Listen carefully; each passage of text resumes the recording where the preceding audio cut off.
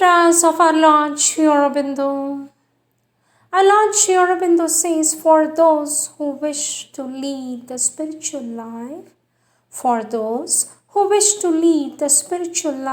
the divine must always come first. Everything else must be secondary. With always our love and blessings, says our Lord Sri Aurobindo.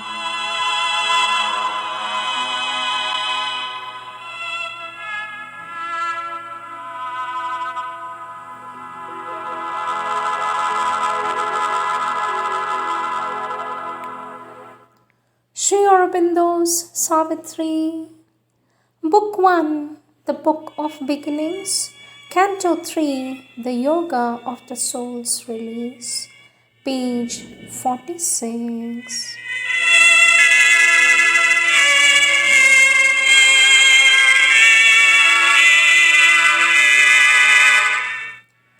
A recorder of the inquiry of the gods, spokesman of the silent seeings of the Supreme, she brought immortal words to mortal men.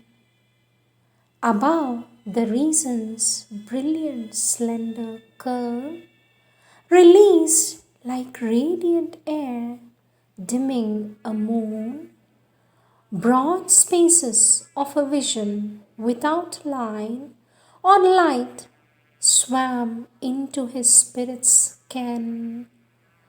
Oceans of being met his voyaging soul, calling to infinite discovery, timeless domains of joy and absolute power, stretched out, surrounded by the eternal hush, the ways that lead to endless happiness, ran like dream smiles through mediating vase.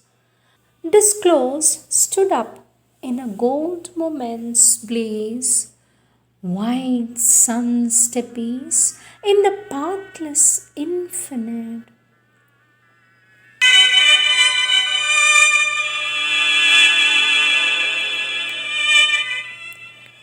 Words of our Lord Sri Aurobindo, taken from the collective works of our Lord Sri Aurobindo, SABCL, book The Mother with Letters, topic Working of the Divine Mother's Force, subtopic Necessity of Discrimination. Our Lord Sri Aurobindo continues to say, it is dangerous to think of giving up all barrier of discrimination and defense against what is trying to descend upon you. Have you thought what this would mean if what is descending is something not in consonance with the divine truth? Perhaps even adverse? An adverse power would ask no better condition for getting control over the seeker. An adverse power would ask no better condition for getting control over the seeker. It is only the mother's divine force and the divine truth that one should admit without barriers. And even there, one must keep the power of discernment in order to detect anything false that comes masquerading as the mother's force and the divine truth, and keep too the power of rejection that will throw away all mixtures. Our Lord Sri Aurobindo says, keep faith in your spiritual destiny, draw back from error, and open more the psychic being, to the direct guidance of the Mother's light and power. If the central will is sincere, each recognition of a mistake can become a stepping stone to a truer moment and a higher progress, says our Lord Sri Aurobindo. Question: how to recognize that a particular thought or a feeling or an impulse to action has come from the Divine Mother herself? Question: how to recognize that a particular thought, feeling or impulse to action has come from the Divine Mother herself and not from some universal force? Is it apparently of falsehood? It can be recognized as such. But there are many others of a different character, and sometimes one goes on thinking that they are prompted by the mother from within, even though they are not. For this, our Lord Sri Aurobindo says, it can only be done by discrimination, care, sincerity, a constant control with regard to the mind's movements, and the growth of a certain kind of psychic tact which detects any mental imitation or false suggestions of its being the mother's.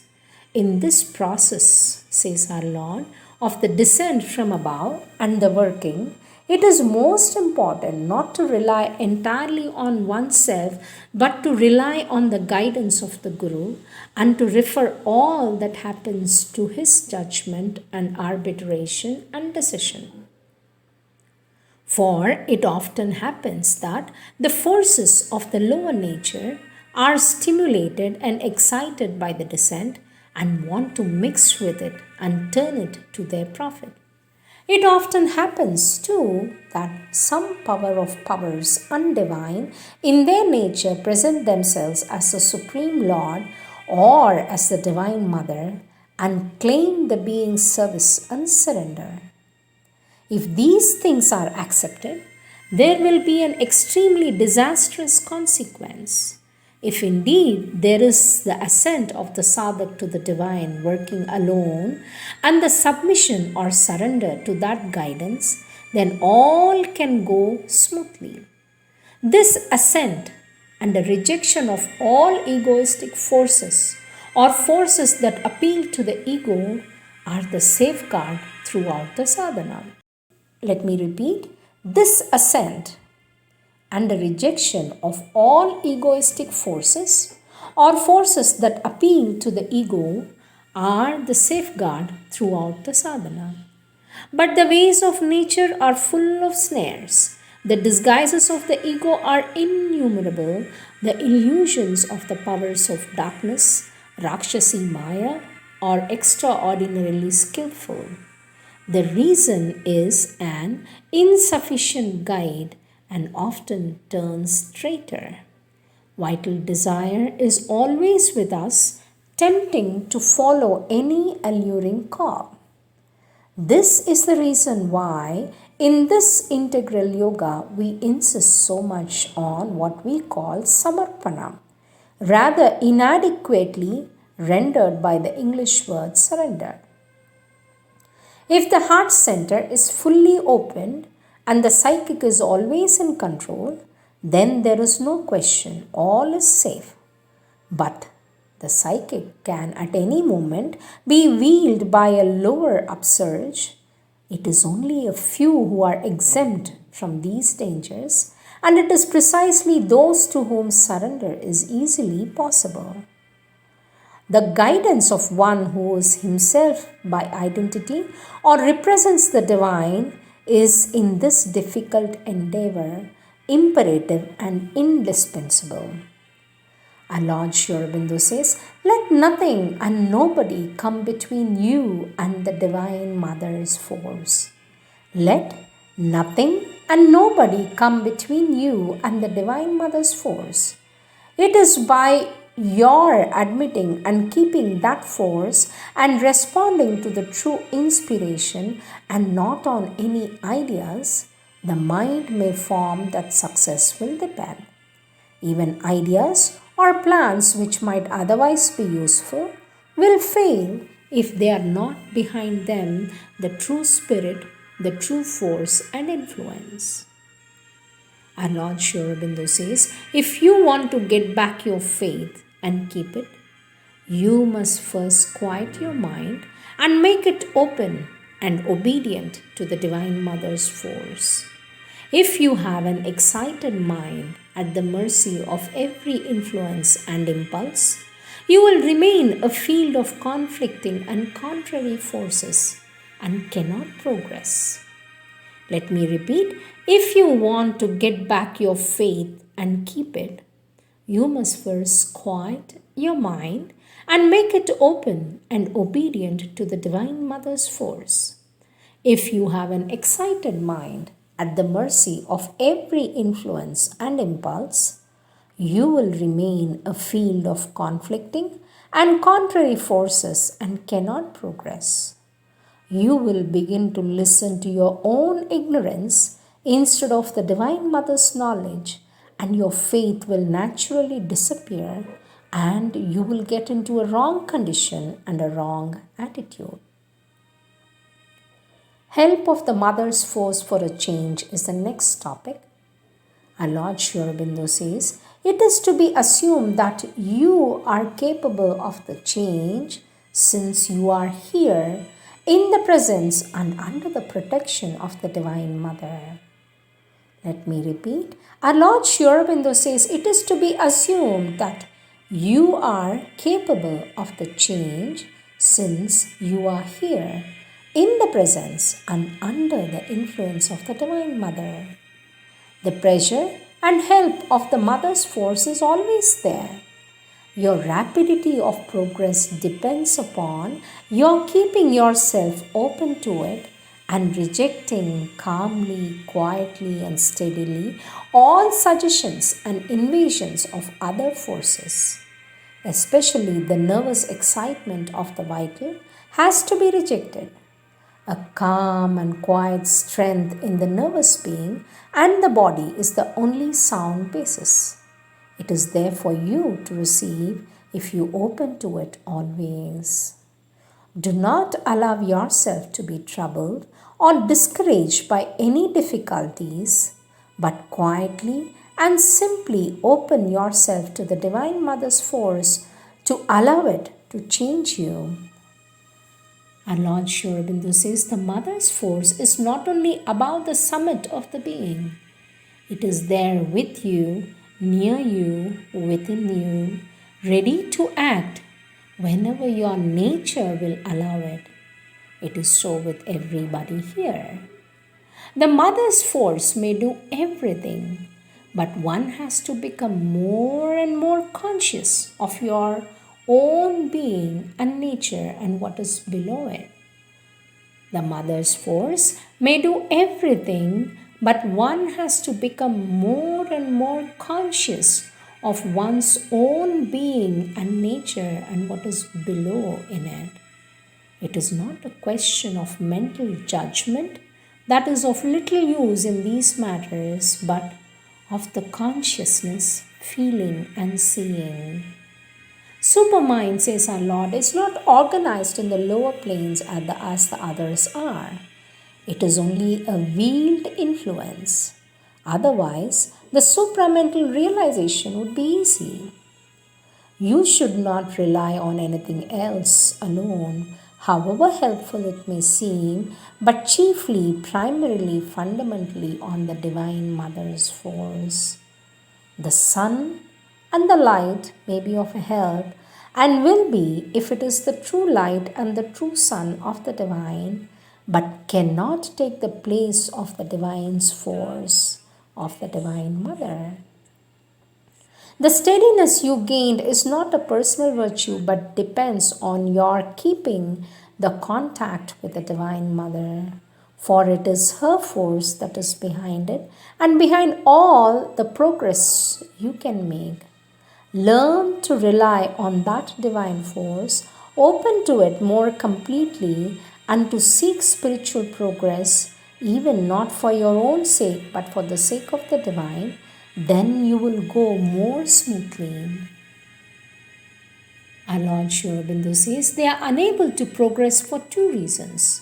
Because they yield to despair and gloom and illusion of impotence, and second, because they try only with their own strength and do not care or know how to call in the working of the Divine Mother's force. Next subtopic, resistance to the Divine Mother's force. Our Lord Sri Aurobindo says, the illnesses you have are the signs of the resistance of your physical consciousness to the action of the divine power. If you cannot advance in your sadhana, it is because you are divided and do not give yourself without reserve. You speak of surrendering everything to the Mother, but You have not done even the one thing which she asked of you, which you have promised more than once. If after having called the action of the divine force, if after having called the action of the divine mother's force, you allow other influences to prevail, how can you expect to be free from obstruction and difficulties? Our Lord Sri Aurobindo says, I was speaking of your case only. It was not my intention to say that the mother never uses pressure, but pressure also can be of various kinds. There is a pressure of the force when it is entering the mind or the vital body, a pressure to go faster, a pressure to build or form, a pressure to break, and many more. In your case, if there is any pressure, it is that of help and support or removal of an attack, but it does not seem to me that can properly be called pressure. Our Lord Sri Aurobindo talks about working of the Divine Mother in the preparatory consciousness and says, the experiences you are having is a good starting point for realization. They have to develop into the light of a deeper state in which there will be the descent of the higher consciousness into you. Your present consciousness, in which you feel these things, is only a preparatory one, in which the Divine Mother works in you through the cosmic power according to your state of consciousness and your karma, and in that working, both success and failure can come. One has to remain equal minded to both while trying for success. A surer guidance can come even in this preparatory consciousness. If you turn entirely towards her alone in such a way that you can feel her direct guidance and follow it without any other influence or force intervening to act upon you. But that condition is not easy to get or to keep. It needs a great one pointedness and constant single minded dedication. When the higher consciousness will descend, then a closer union, a more intimate consciousness of the Divine Mother's presence, and a more illumined intuition will become possible. Our Lord Sri Aurobindo says, it is quite possible to receive the Divine Mother's force even at a distance, wherever he is, whether in the ashram or outside, if he has the adoration of the Divine Mother in his heart and has an intense call. Our Lord Sri Aurobindo says, in contact with the Divine Force, the Divine Mother, one has to always be quite sufficiently be able to have the faith and the yogic stress to take the contact constantly. It is quite possible, says our Lord, for you to do the sadhana at home in the midst of your work, and many do so. What is necessary in the beginning is to remember the Mother as much as possible, to remember the Divine Mother as much as possible, to concentrate on her in the heart for a time every day, if possible, thinking of her as the Divine Mother, to aspire to feel her there within you, often her, offer her your works and pray that from within she may guide and sustain you. This is a preliminary stage which often one takes long, but if one goes through it with sincerity and steadfastness, the mentality begins little by little to change, and a new consciousness opens in the sadhaks, which begin to be aware to more and more of the Divine Mother's presence within, of her working in the nature, in the life, or of some spiritual experience which opens the gate towards realization. Our Lord Sri Aurobindo says, remember the Divine Mother, and though physically far from her, try to feel her with you, within you, and act according to what your inner being tells you would be her will. Then you will be best able to feel her presence and mine and carry our atmosphere around you as a protection and a zone of quietude and light accompanying you everywhere. Question. When I sit in meditation before the mother's photographs or the drawing of her feet, I receive force. Is this only a subjective feeling?